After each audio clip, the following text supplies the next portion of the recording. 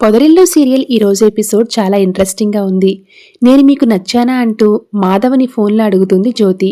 కానీ మాధవ మాత్రం మా వాళ్ళకి నచ్చారని చెప్తాడు. అదేంటి మీకు నచ్చలేదా అని అడిగేసరికి ఇక ఆ మాటకి మాధవ మౌనంగా ఉంటాడు. ఇక మాధవ మాటల్ని దూరం నుంచి వింటున్న నారాయణ కొడుకులందరూ కూడా తలబాదుకుంటారు. ఒరేయ్, అమ్మాయితో మాట్లాడాల్సింది ఇలా కాదురా అని అనుకుంటూ ఉంటారు. ఇక తెల్లవారిన తర్వాత మాధవ పనికి వెళ్ళాక కూడా మాధవకి 3-4 సార్లు జ్యోతి ఫోన్ చేస్తుంది. మీరేం చేస్తున్నారు, తిన్నారా, ఏమైనా మాట్లాడండి అంటుంది. కానీ మాధవ మాత్రం ఊ ఆ అంటూ పొడిపొడిగా మాట్లాడతాడు. చివరికి జ్యోతికి విషయం అర్థమవుతుంది. ఇక అప్పుడు డైరెక్ట్గా మహాకి కాల్ చేస్తుంది. మీరు తప్పుగా అనుకోకండి, మాధవ గారికి పెళ్ళంటే ఇష్టం లేదన్న విషయం నాకు అర్థమైపోయింది. అలానే ఆయన మనసులో మరో అమ్మాయి ఉందని తెలుస్తుంది. కనుక ఇలాంటి వ్యక్తిని నేను పెళ్లి చేసుకోవాలని జ్యోతి క్లియర్గా చెప్పేస్తుంది. ఇక ఆ మాట వినగానే మహా సహా ఆ ముగ్గురు అన్నదమ్ములు కూడా షాక్ అవుతారు. ఇంతలో మాధవ ఇంటికి రాగానే తమ్ముళ్ళు ముగ్గురు కూడా మాధవపై సీరియస్ అవుతారు. అన్నయ్య, ఆ అమ్మాయి నీకు ఫోన్ చేసిందా అని చక్రి అడిగితే, ఆ చేసింది, ఏమైందిరా అని అంటాడు. నువ్వేం మాట్లాడావని అడిగితే, నేనేం మాట్లాడతా అంటూ తలాతోక లేకుండా సమాధానమిస్తాడు మాధవ.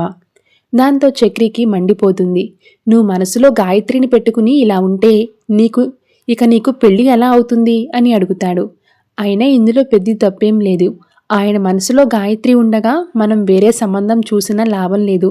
దీనికి ఏం చేయాలో మనం ఆలోచిద్దామని అంటుంది మహా. ఇక తెల్లవారగానే మహా ఒంటరిగా గుడి దగ్గర కూర్చుని ఉంటుంది. మరోవైపు తాయారు గాయత్రి కూడా అదే గుడికి వస్తారు. కొబ్బరికాయ కొట్టడానికి వచ్చి మహాని చూసి గాయత్రి పలకరిస్తుంది. కానీ మహా మాత్రం పట్టనట్లుగా అలా కూర్చుని ఉంటుంది. ఏంటి మహాలక్ష్మి, నా మీద కోపమా అని అడుగుతుంది గాయత్రి. నీ మీద కోపడ్డానికి నేనెవరు? అయినా ధైర్యం లేనప్పుడు మాట్లాడి ఏం లాభం? అయినా నువ్వు ఒక్కదానివే వచ్చావా? నిన్ను మీ అమ్మగారు ఒంటరిగా పంపరు కదా అంటుంది మహాలక్ష్మి. లేదు, అమ్మ కూడా వచ్చింది అంటుంది గాయత్రి. ఇంతలో తాయారు అక్కడికి వస్తుంది. గాయత్రి మహాతో మాట్లాడడం చూసి తాయారు సీరియస్ అవుతుంది. ఏంటి, మళ్ళీ నా కూతురితో మాట్లాడుతున్నావు? మళ్ళీ మనసు మార్చేద్దామని చూస్తున్నావా అని అడుగుతుంది. ఇక నాకు వేరే పనేం లేదనుకుంటున్నారా? అయినా మిమ్మల్ని సంబంధం అడిగాం కానీ మీరు ఒప్పుకోలేదు కదా, ఇక అయిపోయింది అంటుంది మహా.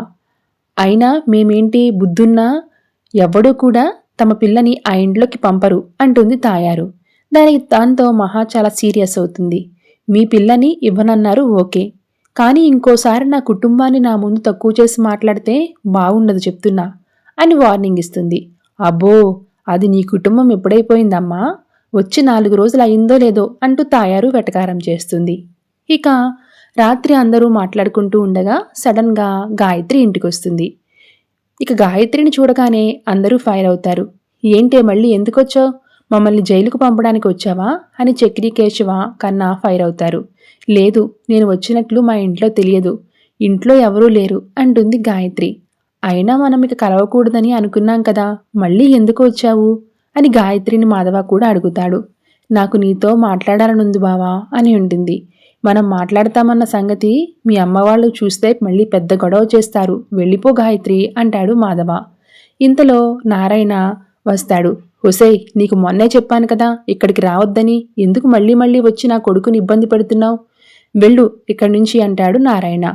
అది కాదు మావయ్య, నాకు బావతో మాట్లాడాలనుంది అంటుంది గాయత్రి. మొత్తానికి అందరూ తిట్టేసి గాయత్రిని అయితే పంపించేస్తారు. ఇక కాసేపటికి చక్రిని పక్కకు పిలిచి మహా మాట్లాడుతుంది. గాయత్రి పెద్దలకి మనం పెళ్లి చేద్దామా అని మహా అనేసరికి చక్రి ఒక్కసారిగా షాక్ అవుతాడు. ఇక అక్కడితో ఈరోజు ఎపిసోడ్ కంప్లీట్ అవుతుంది.